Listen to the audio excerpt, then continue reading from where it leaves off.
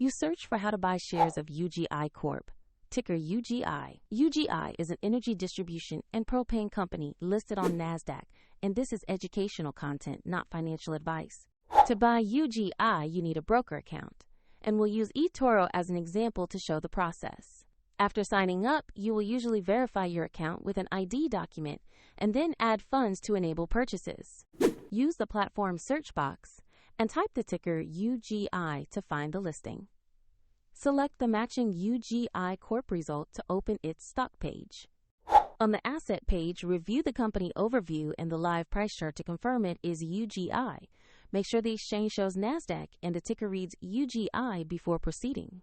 To invest, click Buy or Trade. Enter the amount you want to invest, review the order details, and confirm the trade. If the market is closed, the order may execute at the next session, and if your balance is insufficient, the platform will prompt you to add funds before confirming. Your position will appear in your portfolio where you can monitor it over time. A link to eToro is in the description if you want to explore the platform further.